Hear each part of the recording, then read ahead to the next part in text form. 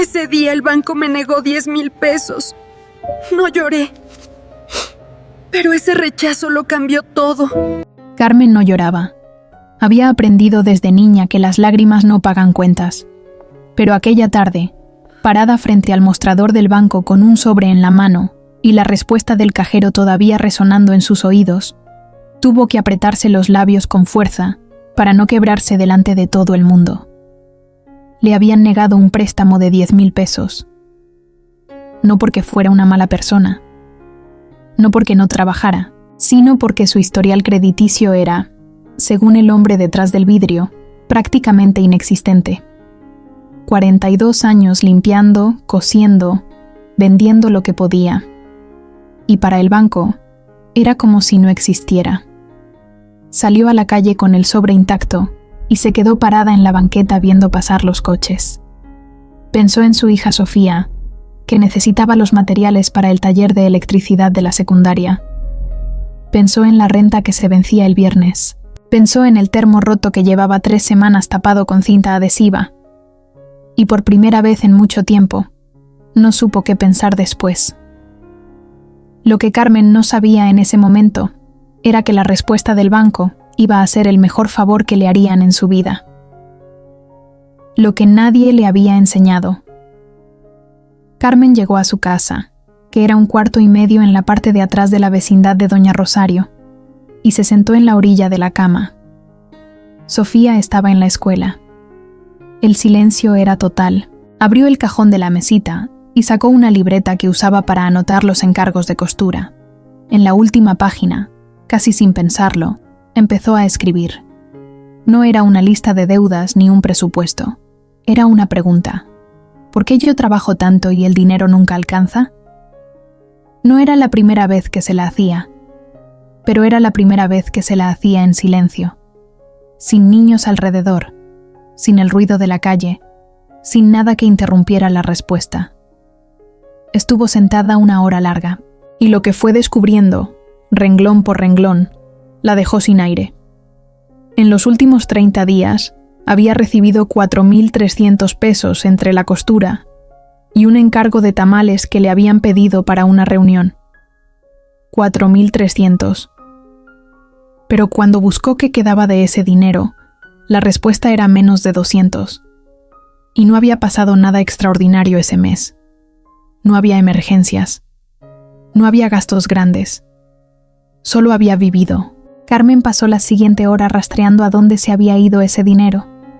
Lo recordaba con una honestidad que le costó mantener. El refresco de cada tarde, que no era un refresco sino la costumbre de premiarse por haber aguantado el día.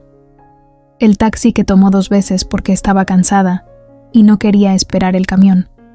La bolsita de frituras que le compraba a Sofía casi a diario para que no se sintiera menos que las otras niñas. Los 20 pesos que le dio a la vecina una vez, y otra, porque siempre había una razón. Nada de eso era un gasto enorme. Todo eso junto era casi la mitad de lo que había ganado. Carmen cerró la libreta y se quedó mirando la pared. No se sintió culpable. Se sintió, por primera vez, informada. La primera decisión. Al día siguiente, Carmen fue al mercado con una lista diferente. Al lado de cada cosa había escrito cuánto costaba y si era necesario o era costumbre. Tardó el doble en hacer las compras. Cada vez que agarraba algo, lo pensaba. No con angustia, con una calma nueva que ella misma no reconocía del todo. Llegó a casa con 2 bolsas y 120 pesos que normalmente no habrían sobrevivido al mercado. Los puso sobre la mesa y los miró antes de guardarlos. Esos 120 pesos se convirtieron en el primer ejército de Carmen. Así lo llamó en su libreta, porque había escuchado una vez en la radio que el dinero que no se gasta es como un soldado que trabaja por ti mientras duermes. Le había parecido una exageración. Ahora empezaba a entenderlo. Escribió una sola regla. Antes de que el dinero llegue a mis manos, una parte ya tiene destino. El 10% de cualquier cosa que entrara, separado antes de pagar nada. Antes de la renta. Antes de la comida. Antes de cualquier otra cosa. Sofía la vio guardando los billetes en un sobre viejo y le preguntó para qué eran. Carmen le dijo que eran para el futuro. La niña frunció el ceño, porque el futuro en su casa siempre había sonado a amenaza y no a promesa. Carmen le sonrió y le dijo que iba a cambiar eso. El precio del cambio. Lo que nadie te cuenta sobre el ahorro es que no duele en el bolsillo. Duele en el orgullo. El primer mes fue extraño. Carmen se volvió invisible en las conversaciones del vecindario. Cuando las señoras del callejón organizaban una cooperacha para el cumpleaños de alguien, Carmen empezó a dar menos. No nada. Menos.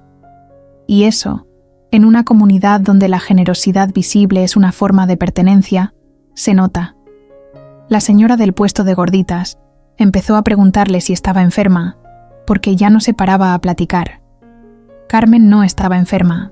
Estaba ocupada midiendo si esa conversación de 15 minutos valía los 2 antojitos que inevitablemente terminaba comprando para no sentirse rara. La prueba más difícil llegó en forma de llamada telefónica. Su prima Leticia, la que vivía en el norte y siempre llamaba cuando necesitaba algo, le pidió que le mandara dinero para los útiles de sus hijos. Dijo que estaba en un apuro, que era temporal, que en cuanto saliera del bache se lo regresaba. Carmen conocía ese guión de memoria. Lo había actuado ella misma muchas veces, prestando lo que no tenía y esperando devoluciones que nunca llegaban. Ahora estaba del otro lado. Tardó 3 días en responder. No porque no quisiera ayudar a Leticia, sino porque necesitaba entender qué estaba decidiendo realmente.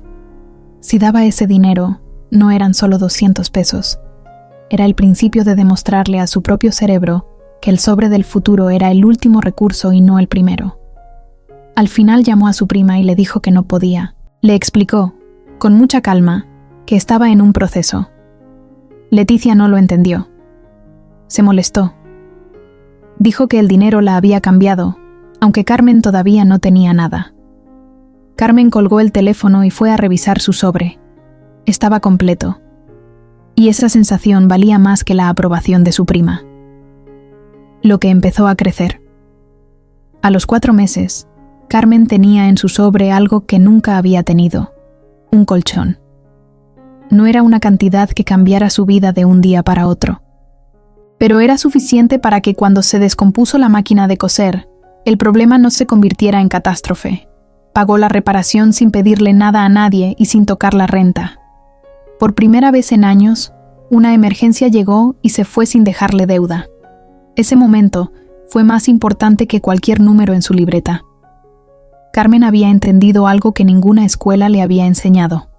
La tranquilidad tiene un costo, y ese costo se paga en decisiones pequeñas, no en golpes de suerte.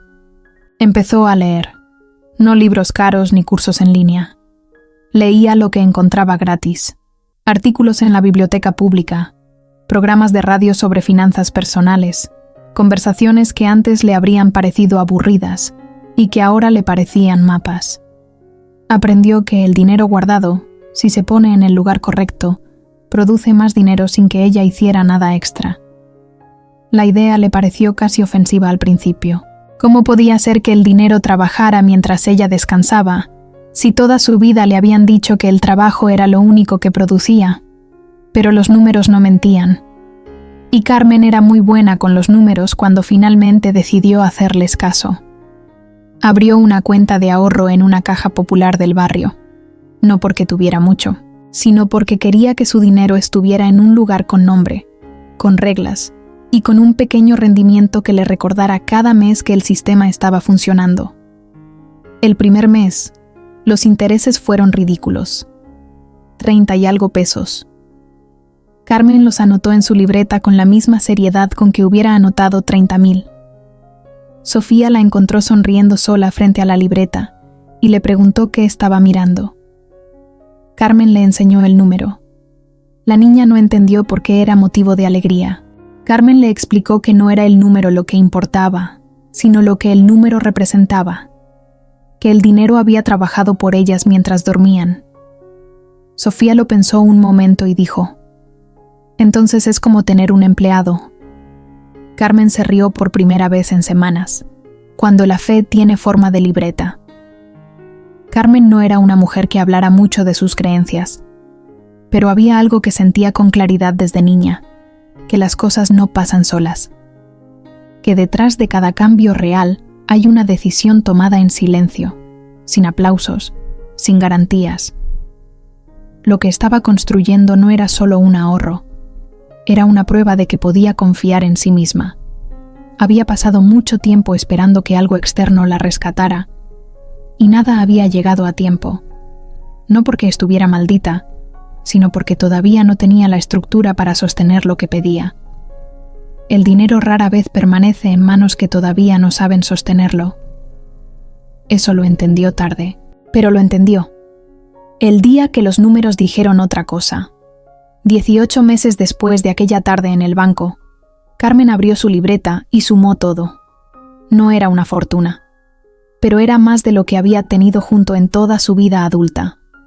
Era suficiente para 3 meses sin trabajar si algo se ponía muy mal. Era suficiente para no tener que decir que sí a cualquier encargo por desesperación. Era suficiente para empezar a pensar en el siguiente paso sin que el miedo le ganara la delantera. Compró una segunda máquina de coser, usada pero en buen estado, con dinero que había separado específicamente para eso durante 6 meses. No pidió prestado.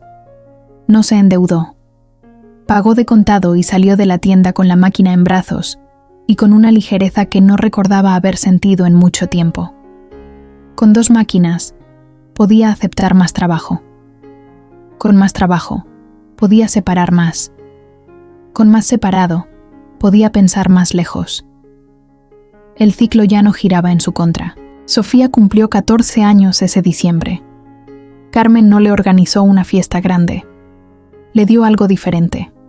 Se sentó con ella una tarde, abrió la libreta y le explicó todo. Cada decisión, cada renuncia, cada momento en que había querido gastar y no lo había hecho. No como una lección de sacrificio, sino como un mapa. Porque Carmen había entendido que la verdadera herencia no son las cosas que se dejan, sino la forma de pensar que se transmite. Lo que queda. Carmen no se hizo rica.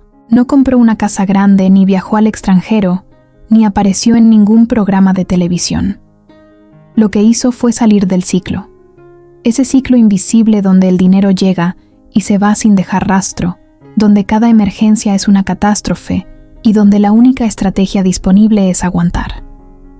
Hoy Carmen tiene 3 clientas fijas de costura, 2 encargos mensuales de repostería que aprendió a calcular con margen real y un fondo que crece despacio pero sin parar. Sigue viviendo con sencillez, no por obligación, sino porque aprendió a distinguir entre lo que necesita y lo que le vendieron que necesita.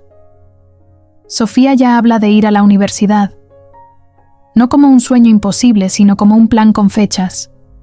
Y Carmen, que nunca lloró frente al cajero del banco, a veces sonríe sola cuando abre su libreta y ve los números que ella misma construyó, uno a uno, decisión a decisión, sin que nadie se lo pidiera y sin esperar que nadie la rescatara. Si esta historia te tocó, escribe en los comentarios. Hoy decido salir del ciclo. A veces una decisión pequeña cambia una vida entera. Comparte este video con alguien que lo necesite escuchar. Y si quieres seguir construyendo una vida más tranquila y más firme, aquí estaremos. Carmen lo demostró. Una vida no cambia de golpe. Cambia cuando alguien decide dejar de vivir apagando incendios y empieza a construir futuro. Tú también puedes.